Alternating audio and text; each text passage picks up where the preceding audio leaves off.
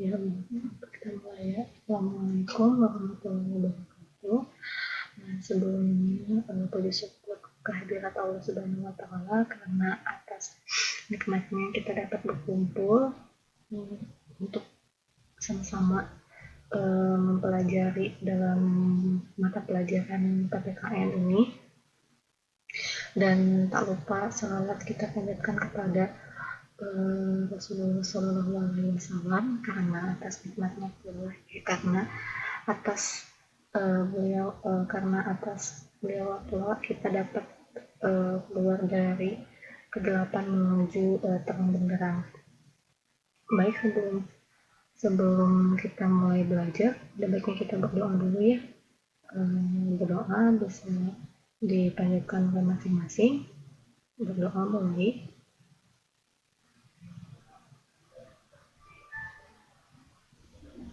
Ya, berdoa selesai. Sebelumnya, gimana kabarnya semua? Baik? Sehat? Insya Allah ya, semuanya pada sehat. Ini yang sebelumnya yang pada pertemuan sebelumnya belum tahu saya. Mungkin ada yang nggak hadir. Nama saya Nur Aini. Bisa dipanggil Ibu Nur boleh, Miss Nur boleh, Ibu Nura boleh, gitu ya. Nah, untuk malam ini kita akan belajar mengenai Pancasila sebagai ideologi dan dasar negara. Ini adalah pertemuan kedua. Dan untuk pertemuan ini saya akan menerangkan terlebih dahulu mengenai atau secara lebih mendalam mengenai ideologi. Nanti setelah itu pandangan-pandangan terhadap Pancasila, lalu dasar negara kita mengapa Pancasila, seperti itu pengertiannya ya. Seperti pengertian dari ideologi, pentingnya ideologi bagi suatu negara, lalu dasar negara kita, yaitu Pancasila.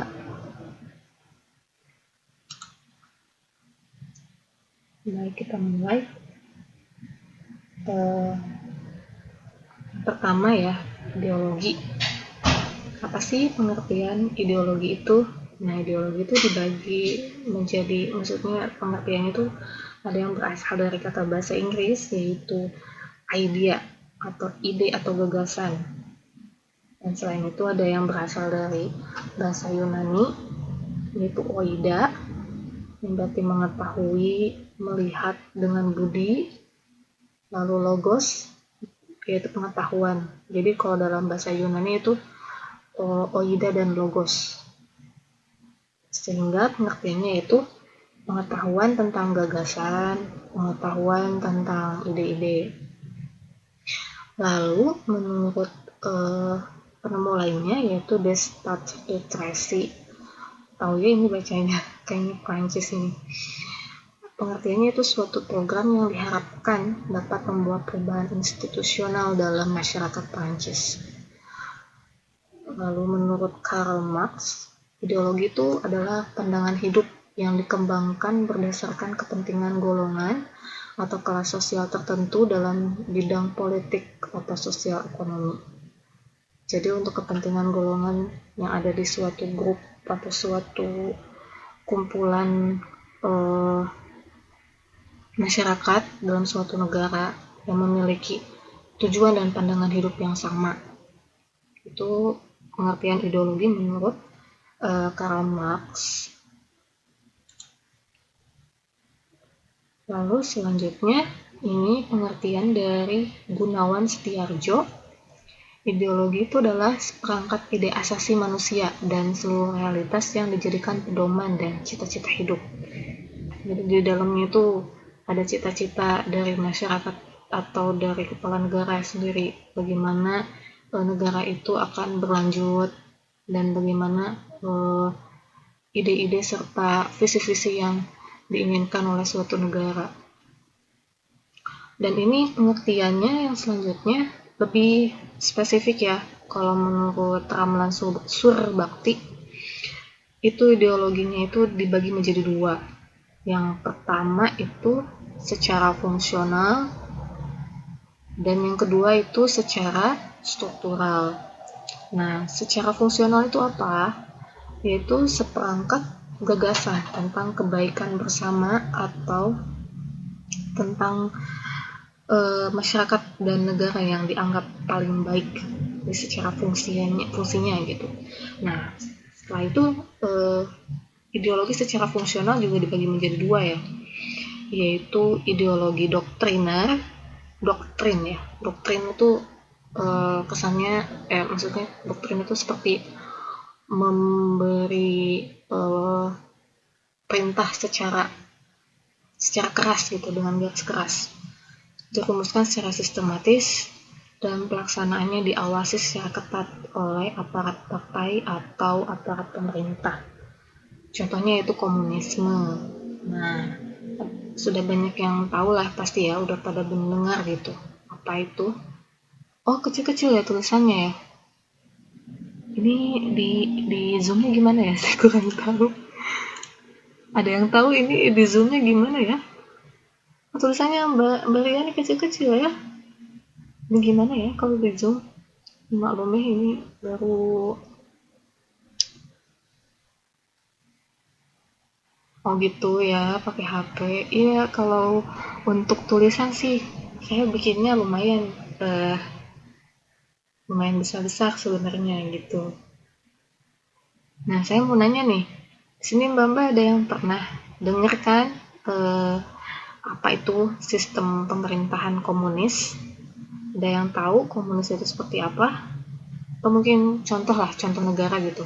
Mungkin Mbak pernah mendengar negara ini tuh paling terkenal gitu, menganut sistem komunis. Ada yang tahu?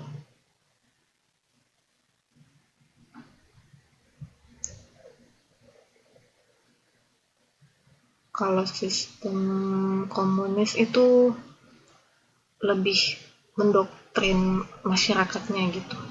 Semuanya itu diatur oleh negara. Tapi dengan tujuan jadi semua sumber daya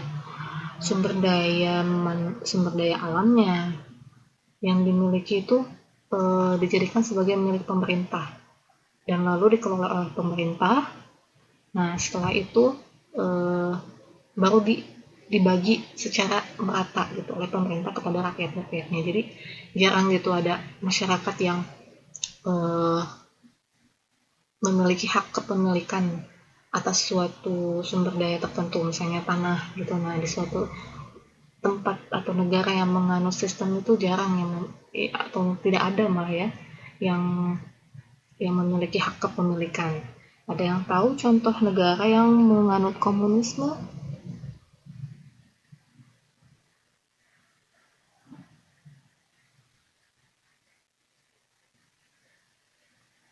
Ya, yang contoh negara yang menganut komunisme paling terkenal itu negara Korea Utara.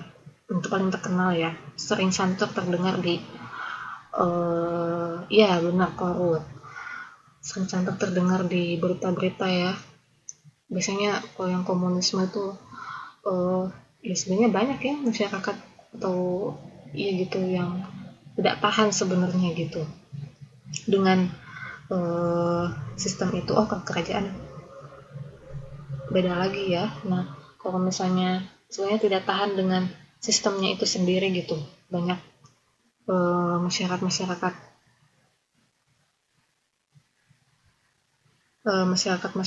yang mengeluhkan dengan sistem tersebut karena merasa hak-haknya dirampas, terus merasa tidak adil gitu ya. Tapi ada juga yang masih menerapkan sistem ini ya, contohnya Korea Utara, Vietnam gitu. Nah, selain itu di sistem komunisme itu lebih membatasi agama, maksudnya sangat membatasi agama pada masyarakatnya gitu. Tidak ada kebebasan untuk beragama seperti itu. Nah, nanti saya untuk di pertemuan selanjutnya nanti saya akan menerangkan lebih lanjut dan lebih detail mengenai perbedaan beberapa ideologi ya di komunisme. Lalu kita lanjut untuk ideologi pragmatis. Ini adalah ajaran-ajaran yang terkandung di dalam ideologi tersebut yang tidak dirumuskan secara sistematis dan perinci, namun dirumuskan secara umum hanya prinsip-prinsipnya saja. Contohnya individualisme atau liberalisme.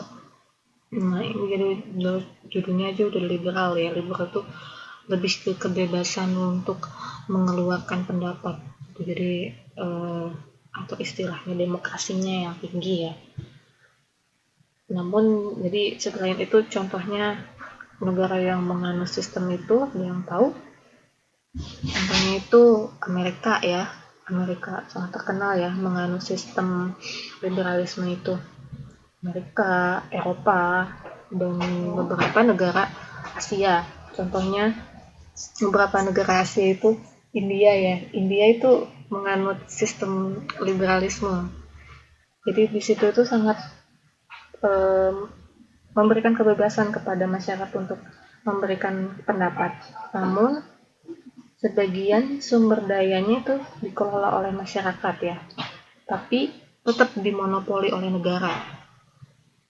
Jadi ada persamaannya gitu ya sama ideologi kita. Ideologi kita memberikan kebebasan berpendapat ya untuk masyarakatnya. Namun di situ ketika ada dan sama gitu ya memberikan kebebasan pendapatnya, terus masyarakat memiliki hak untuk memiliki hak untuk kepemilikan atas suatu sumber daya, namun negara itu lebih bersifat memonopoli gitu. Nah, kita lanjut ya untuk yang kedua itu kan tadi ideologinya secara fungsional, lalu yang kedua itu ideologi secara struktural. Apa itu? Yaitu sebagai sistem pembenaran seperti gagasan dan formula politik atas setiap kebijakan dan tindakan yang diambil oleh penguasa. Jadi sesuatu yang memang kebijakan-kebijakan atau tindakan yang diambil dari atasannya gitu. Lalu untuk selanjutnya, nah itu pengertian ideologi menurut Sukamlan Subakti ya. Nah untuk selanjutnya itu menurut Notonegoro, ideologi itu adalah cita-cita negara atau cita-cita yang menjadi dasar bagi suatu sistem kenegaraan untuk seluruh rakyat dan bangsa yang bersangkutan, yang pada hakikatnya merupakan asas kerohanian yang antara lain memiliki ciri-ciri. Yang pertama, mempunyai derajat yang tinggi sebagai nilai hidup kebangsaan dan kenegaraan. Dan yang kedua, mewujudkan suatu asas kerohanian, pandangan dunia, pandangan hidup, pedoman hidup, pegangan hidup yang dipelihara, dikembangkan, diamalkan dan dilestarikan kepada generasi berikutnya, diperjuangkan dan dipertahankan dengan kesediaan berkorban. Nah itu menurut Mas Notonegoro ya. Beliau mengungkapkan ideologi itu seperti itu ya. Nah itu pengertian ideologi ya menurut beberapa ilmuwan, bukan ilmuwan ya, sejenis ilmuwan seperti itulah. Nah untuk selanjutnya, berdasarkan pemikirannya itu ideologi dibagi menjadi dua ya. Yang pertama ini ideologi tertutup. Ideologi tertutup adalah bentar, belum diomongin deh ideologi kita nanti ya di belakang ya, saya lupa. Nah yang pertama itu ideologi tertutup. Apa itu? Yaitu sistem pemikiran ideologi yang bersumber dari pemikiran kelompok atau perseorangan. Ciri-cirinya yaitu merupakan cita-cita ideologi suatu kelompok atau perseorangan. Yang kedua, tidak merupakan ideologi yang hidup secara luas di masyarakat. Yang ketiga, atas nama ideologi dibenarkan pengorbanan-pengorbanan dari masyarakat. Dan yang ketiga, isinya bukan hanya cita-cita tertentu, tetapi ada tuntutan mutlak untuk taat kepada ideologi tersebut. Ini agak-agak seperti mengarah kepada komunis ya, ideologi tertutup itu. Nah, contoh-contoh negara yang menganut ideologi tertutup ini yaitu Cina, Rusia. Nah itu ya, Cina, Rusia juga merupakan contoh negara yang komunis ya, terkenal itu Rusia ya. Atau dulu disebutnya Uni Soviet, lalu Korea Utara. Nah selain itu Arab Saudi juga sebenarnya menganut ini ideologi tertutup gitu. Jadi tidak hanya tuntutan mutlak kepada ideologi tersebut dan bukan merupakan ideologi yang hidup luas di masyarakat. Jadi masyarakat itu tidak terlalu bisa mengeluarkan pendapatnya secara bebas gitu. Nah, yang kedua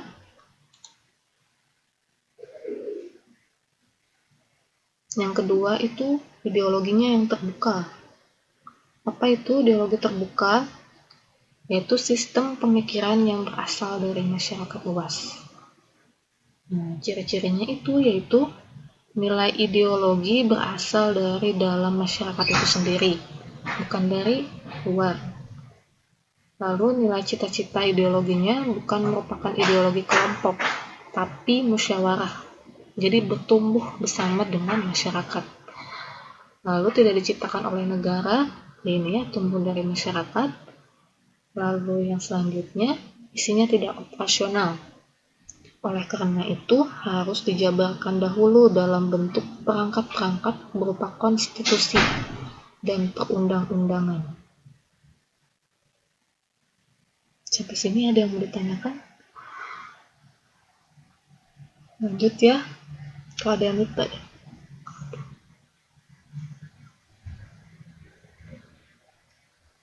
Halo? Tadi sempat lost saya. Bisa dengar suaranya?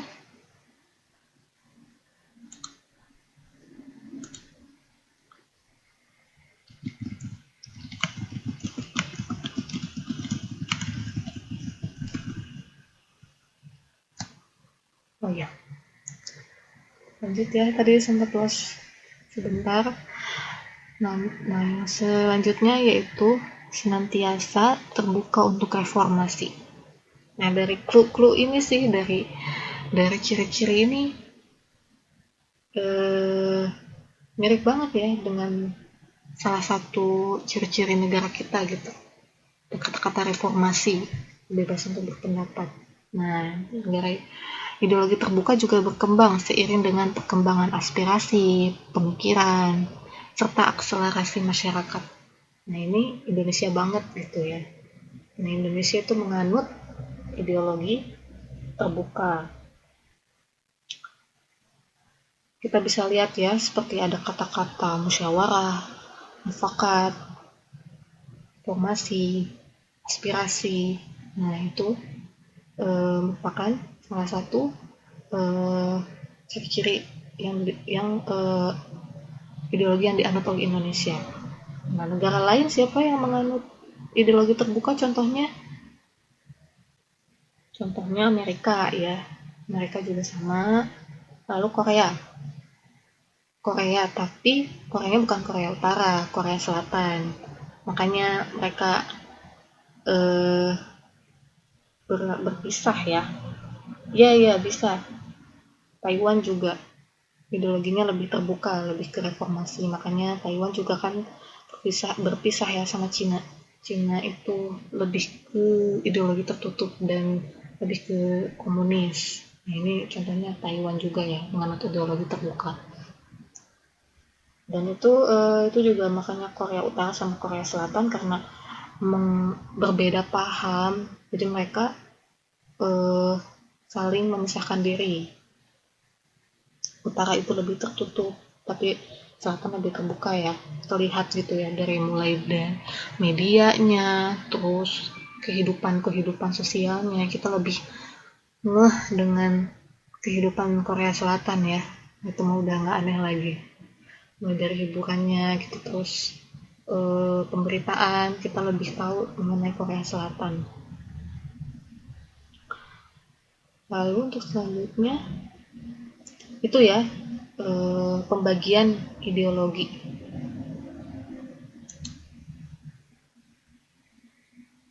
Nah, ideologi itu sangat penting ya bagi suatu negara.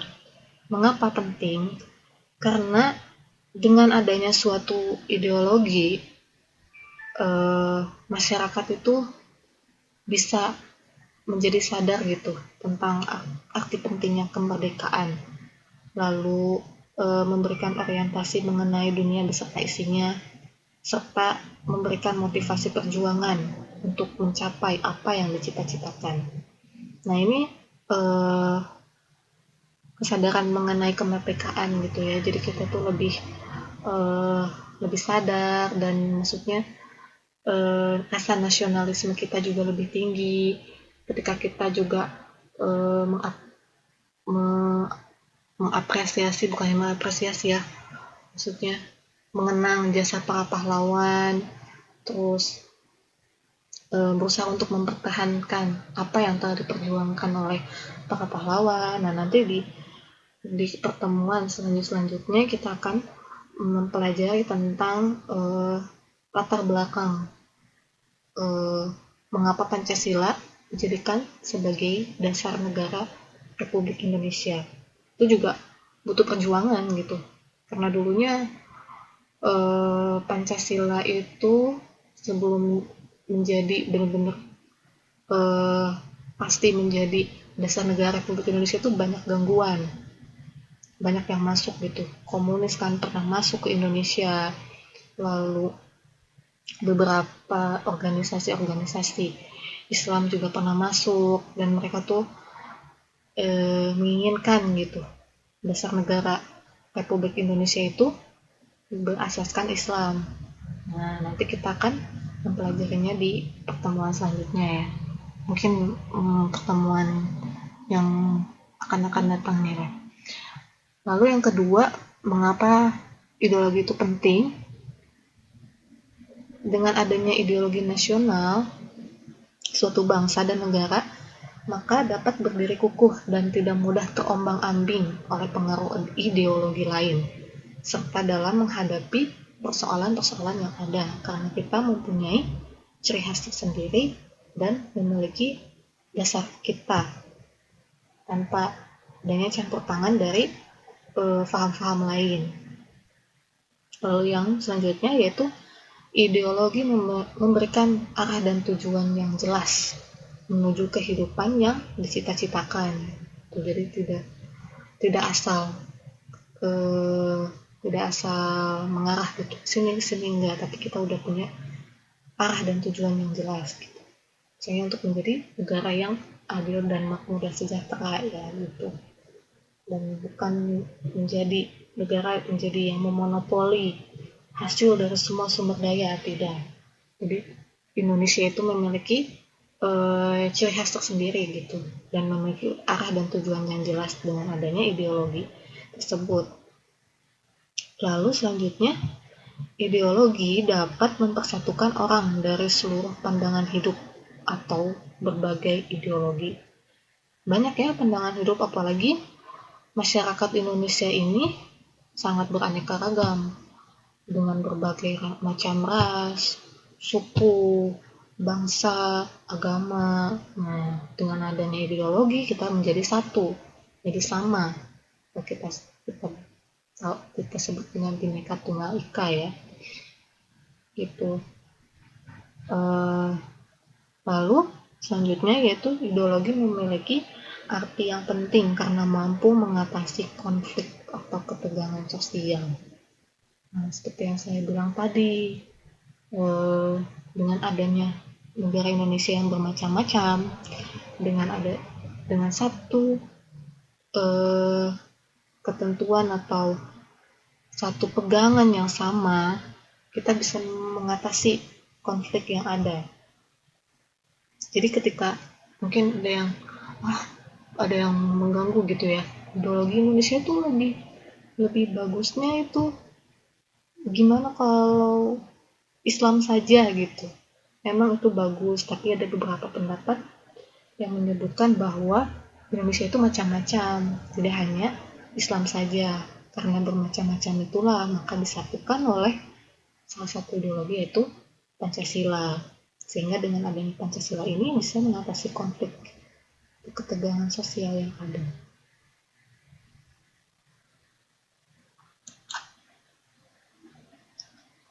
Nah, jadi udah ya pentingnya ideologi untuk suatu negara. Dan yang selanjutnya yaitu kedudukan dan fungsi Pancasila. Ya, kita udah tahu ya semuanya pasti ideologi kita itu Pancasila.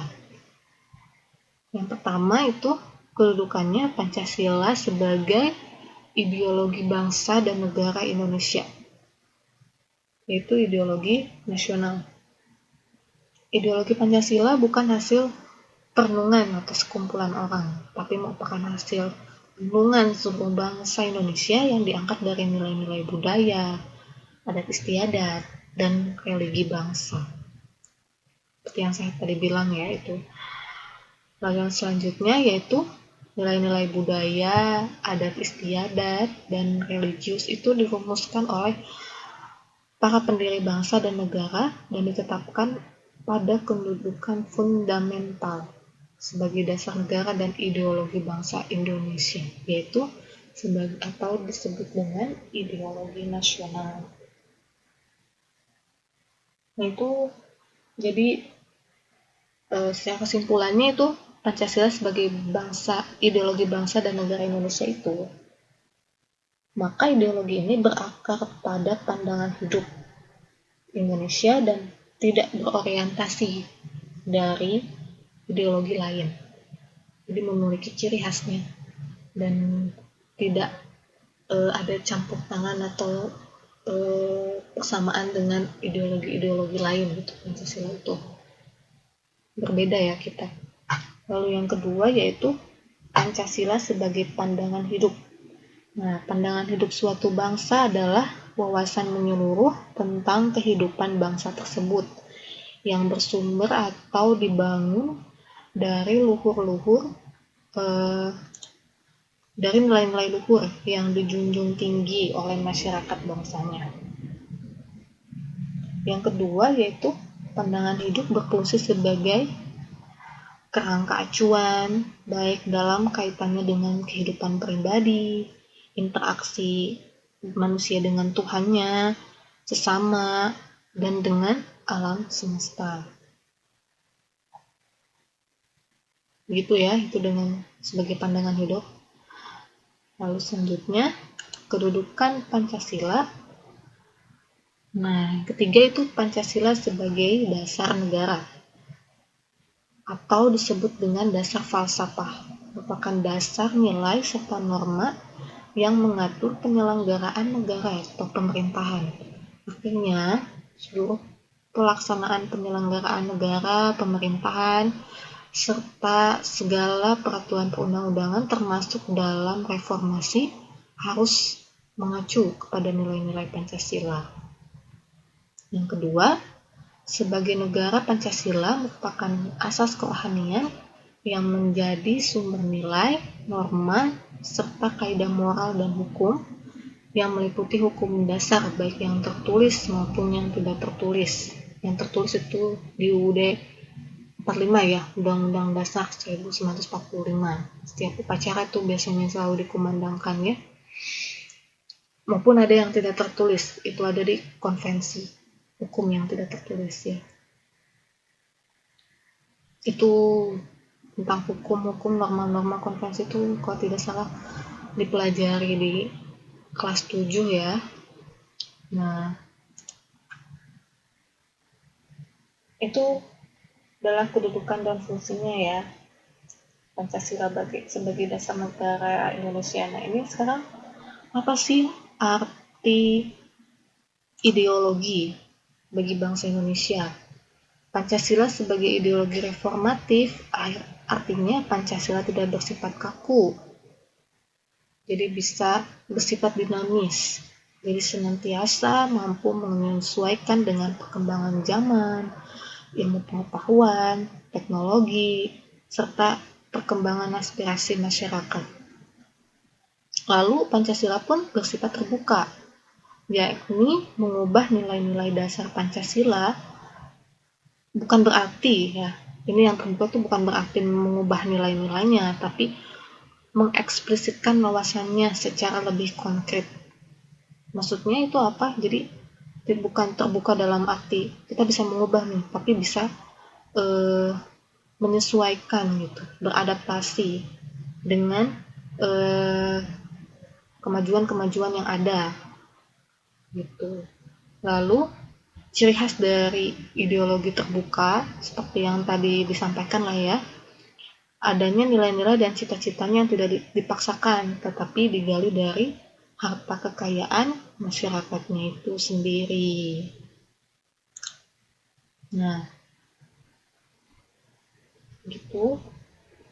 Sampai sini ada yang mau ditanyakan? Ini kita baru sampai materi arti ideologi bagi bangsa Indonesia ya. Ini kurang. Jadi saya baru menjelaskan ideologi, lalu arti ideologi, terus mengapa Pancasila dijadikan sebagai ideologi, kedudukan dan fungsinya itu seperti apa. Nanti mungkin untuk pertemuan selanjutnya saya akan lebih mendalami mengenai latar belakang mengapa Pancasila itu dijadikan sebagai dasar negara Republik Indonesia. Nah, di situ tuh lebih ke sejarah ya, peristiwa-peristiwa di balik itu semua ketika masa kemerdekaan sebelum dan yang sesudah, karena ketika sesudah juga masih menjadi masih diganggu gitu ya, seperti yang saya bilang tadi. Oh iya, bisa, boleh. Nanti ya saya bagikan ya di grup ya, sambil saya men-sharekan video ini. Ya, sama-sama. Ya, begitu. Ada yang ditanyakan? Waktu kita tinggal 1 menit 53 detik lagi.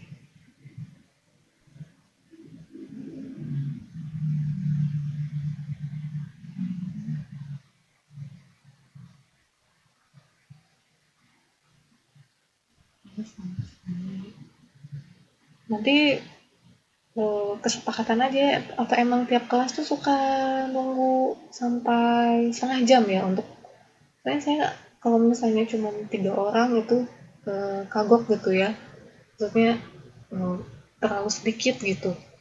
Jadi mendingan gimana, apa emang maksudnya kita ada kesepakatan kita nunggunya berapa menit gitu sebelum kita mau mulai, misalnya 20 menit ataukah kita mau mulai dari jam 10.